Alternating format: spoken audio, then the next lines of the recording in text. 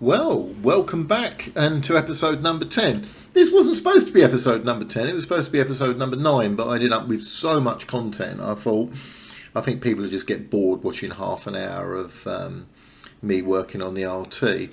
So I'm very grateful for my brother for popping in yesterday and helping out. Today, Sunday, they've nicked an hour from us. The clocks have gone forward. So anyway, an hour less. So we're back to starting in the night now. So anyway, Sunday, the day after. Right, I'm also going to add in a piece of footage that I missed out when I put number 9 together. It's my brother and I having a bit of a laugh, taking a bit of wood out of the bus. So anyway, luckily I also did an intro to this. So anyway, here is Sunday morning's intro. Well, it's now Sunday morning. It feels like a Monday, and someone pinched an hour last night because the clocks went forward, and it's dark out there again. Anyway, 6 o'clock in the morning in the barn. Yesterday went sort of a bit better than I thought it was going to go. By lunchtime, my brother and I had basically managed to strip most of the cab out, but the major part that we needed to do hadn't been completed by lunchtime. And I started to think we were going to run out of time, you know, basically have to come back, or Daryl would have to come back and do another day, which I didn't really want to do because he's travelled quite a long distance to get here. So anyway, surprisingly, after we had our lunch, everything went much better than I planned. This piece of wood here was giving me some concern when we had the panels on the bus. And you may have mentioned, I said that we looked underneath the bus and it just didn't look good. The reason being is all of this down the bottom here was live, and I assumed it was due to wood rot. It wasn't. The bottom of this pillar had actually snapped at this point here, as a result of which all the bottom here was moving around. So it just gave me the impression that we were going to need to strip out all of this wood as well. Although it doesn't look fantastic, it is actually quite serviceable. So we don't need to touch that. But this pillar starts here, as you can see, and runs all the way up to the top there. And we knew that the top had already rotted out, so we were aware of that. But obviously we weren't aware that it had actually been snapped just here. But now this is okay. All of this is live, as you can see, because we haven't yet put it back. We haven't yet screwed it all back in place. So we're just holding everything there in place for the next stage. Now you may notice just over the other side, just over there, is the pile of stuff that I've got to do. I hadn't finished doing that dreaded beading yesterday. I was up on the ladder removing the paint from the window pans on the near side, and I was also about to start on removing the remainder of the paint on the beading when Daryl turned up. So because Daryl's work was a priority, I had to sort of abandon it and leave it over there. But I do intend over the next 2 days that we've got left to carry on with this. So anyway, there we are. The RT cab stripped down. That's what one looks like when you take the panels off. It's starting to get light now, so a chance of some atmospheric shots from outside the barn. Summer's definitely on the way, as we're now in a British summertime, which is wonderful. So anyway, unfortunately, as you may have guessed, rubbing down beading and taking paint off panels isn't the most exciting thing, but it has to be done. It's part of the prep work. If you don't do that, then you end up with a fairly shoddy job. One of the things you may notice is I keep commenting about the weather, and this is probably a pretty good example. As you can see, it's fairly damp out there at the moment. And it's not a good time to try spraying, because if you've got damp hanging around, it's rained heavy, everything is damp in the shed, you'd be surprised how much water or condensation sits in there during the course of the day. So it's not a very good time to try spraying. If you start having done all that work removing the paint, you put a coat of spray onto a panel and it's not properly adhered, it's simply going to come off. So no matter how much time you spend on it, it is kind of wasted. So I have to get a nice dry day before I can get the spray gun out. Right, so here we are with the RT before we started dismantling it on Saturday morning. You'll notice that the compass panel, which I partly rubbed down, reason I'd done that was that as when you put it on the bench, those corners are really hard to get to unless you've got something to support the back of it. So while it's fully supported on the bus, it makes an ideal opportunity to get it off, or get the paint off of it anyway. The side light was curiously fitted.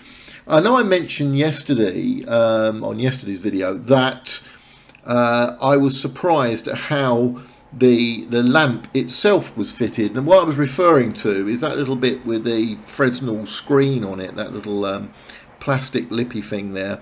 It was just popped on, which is really unusual. I mean, they used tons of screws and bits and pieces on these, but for some reason it was just pops on and pops off. So quite well adhered, because I had to use a screwdriver to prise it off. I didn't want to damage it, and because one of the problems is you attack something with a screwdriver, and then you find out, one, you damage it because there's some sort of screw or a nut or something holding the thing in place, which you couldn't find.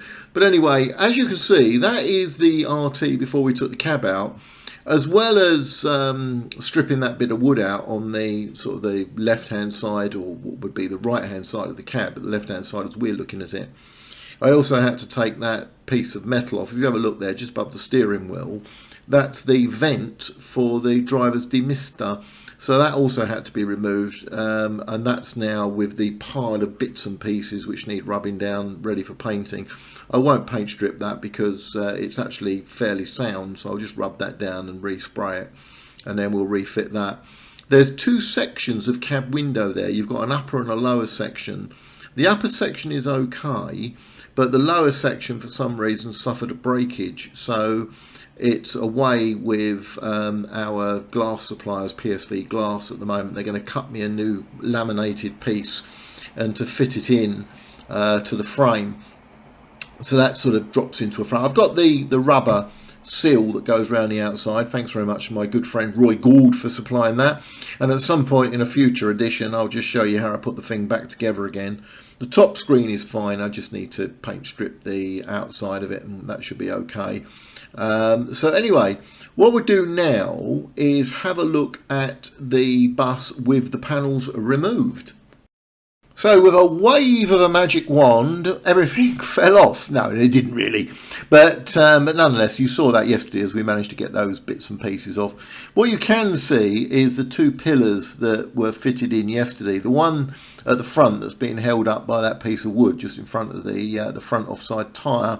That one is one that I'd actually had in stock, and it is really intricate, and thankfully we had that to be able to fit it. The one just behind, you notice that the light coloured one towards the back of it, that was the pillar that we had to make to remanufacture that rather awful thing that was in there. I've also, in the past, we've done the woodwork at the top, which you can also see. Daryl, my brother, came down back in January and made all that stuff up, and thanks very much to my friend, I call him Billericky Dave, who supplied me with a template from an RT that he's restoring. It's an RTL in fact, but you know what I mean, it's the same frame, it's the same bodywork, even if it's a different chassis. But anyway, so there we are.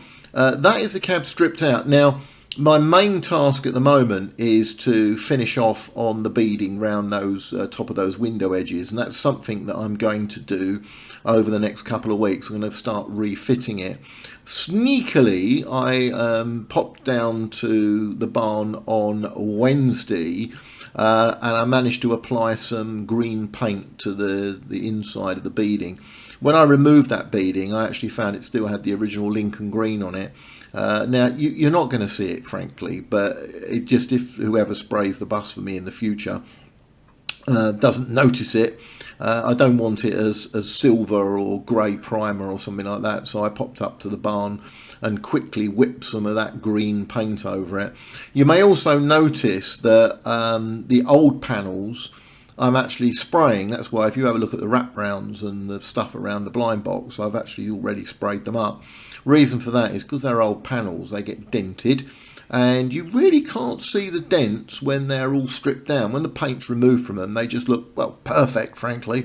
So what I've been doing is spraying the panel, and then I can look at it and see all the dents because it's nice and glossy.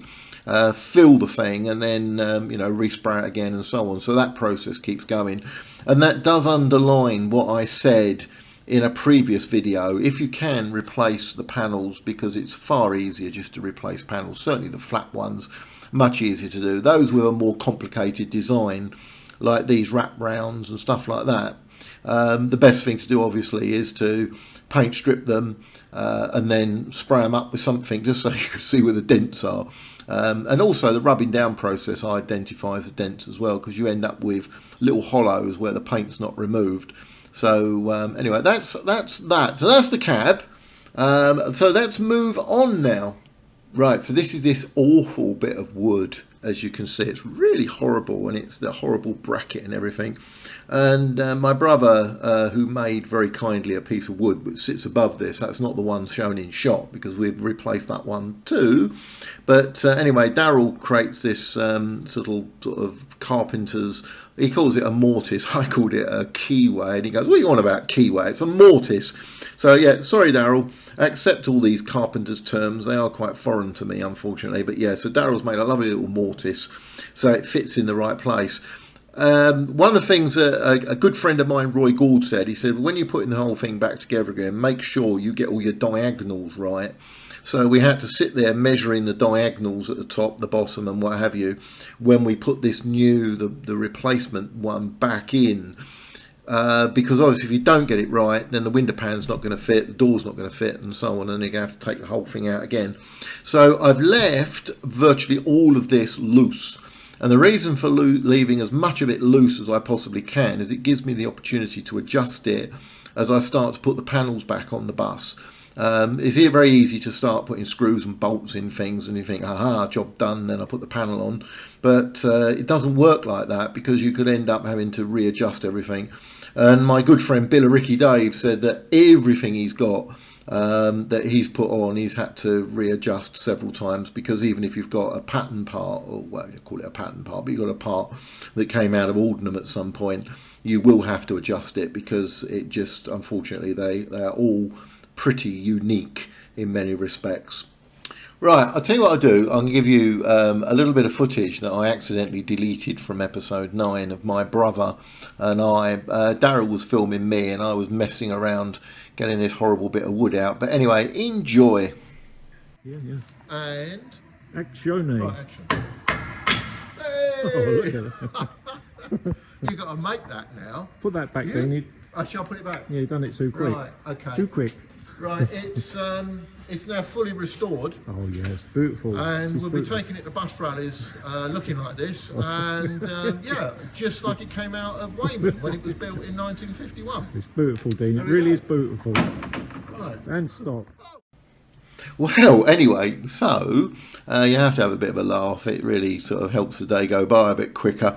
This is the pillar that my brother made. You can just about see he's routed out for the window pan there, and it's held in with a couple of clamps. You can also see the new piece of wood that he made back in January sitting right at the very top there by the clamp. So we made that based on that copy I mentioned that had been supplied by a friend over in Billericay. So as you can see, there is the cab, pretty heavily stripped out now. So that's that piece done. All I had to do after Darryl had finished it was to clean it up a little bit. I've got a multi-tool, which I really love the multi-tool. If you haven't got a multi-tool, go and get one. They're very good for almost every little function, well, apart from drilling holes in things, but they're very good. They make a good electric scraper, a good wood cutter for chopping little bits and pieces out, not for major things, but they're very handy. So anyway, so I attacked it with my multi-tool, cleaned it all up, and I've sprayed that. So that piece of wood now is in grey primer and matches the bit at the top. So that's ready to sort of go back in when we get a moment.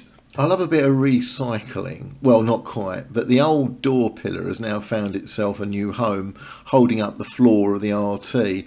You may, in the previous one I mentioned to Daryl, don't whatever you do stand on that floor because it's not supported, and the floor isn't supported with the bit of wood on the right hand side loose. So anyway, interestingly, there's a little piece missing there. You may notice there's a bit on the left of shot. There should also be a bit on the right of shot. And when we were taking the wing out, another reason for the whole thing vibrating around was that none of that was supported. It had gone completely, so I imagine it had rotted away and just fell out on the road at some point. But as you can see, what with the tyre there and all that woodwork around it, the wood at the back is at least partly protected from the elements by that inner wheel arch, but there's no inner wheel arch at the front. And obviously all the muck from the road, the rock salt, the mud and everything else all flies up and sits underneath there. So hence the reason why it just rots out. So the little piece of wood that runs across where that beam is and then down to where you can see the screwdriver stuck in there, I've got one of those. I managed to acquire one, so you know, thanks very much to the person who supplied it to me. So that's going to go in as well, and that will also help the rigidity of that corner. So there we are. There's the old post holding up the floor, where previously it was where that nice piece of wood is on the left of shot there. Right, so this is that rather rotten piece that we had at the top. That's the old bit of wood, the one we stripped out. So that's the front of the bus that would hold the offside mirror, the window frame and the windscreen. So as you can see, it's pretty badly rotted. That's not unusual, to be honest with you. You will find a lot of this kind of rot on RTs. I've seen some that are far worse than that. But all of a sudden you'll just come across something that's turned to balsa wood, and this is an example of what happens. It just turns to a load of matchsticks, frankly, and ends up falling on the floor. And then it makes it really difficult if you didn't have a template to make another piece. Daryl and I discussed what we would have done if we hadn't have got the original piece, the bit that came out of Aldenham. We would have probably ended up having to remake this, so we would have probably kept all the good stuff, and let's face it, 80% of it's actually perfectly fine, and basically just simply remade the bits that were bad and hope for the best. And that's something you really have to do with these. You just can't, if you can't get the part, you're going to have to try and remanufacture what you've got. Right, here's that channel that bit of wood that was all rotted as sat in. I'm going to have to clean all that up with a wire drill. So that's a little job, won't take long, that one. That's been quite a nice little easy job, frankly. And here we are with the pole inserted in its correct place. Obviously it's not been painted, but you know, pull all that out later on and I'll paint that. I've also painted that bit of wood as well, so that's now in wood primer. There is a bit of primer already on there, but I thought, well, I'll go for it again. So that's in a nice grey colour now. Right, here we are then, day 4. I didn't think I'd get this far. I thought I managed to do about 3 days and maybe the 4th with a bit of luck. But yeah, I got quite infused by it. But anyway, having stripped out the cab and done all that activity on Saturday with the cab, I needed to flick back to some of the stuff that I should have been doing, finishing off that beading. So I got the pillar drill out, made up some extra bits of beading. I've probably gone a little bit overboard with it actually, because I think I've got about 10 bits of beading that I've now drilled and countersunk, but we'll see.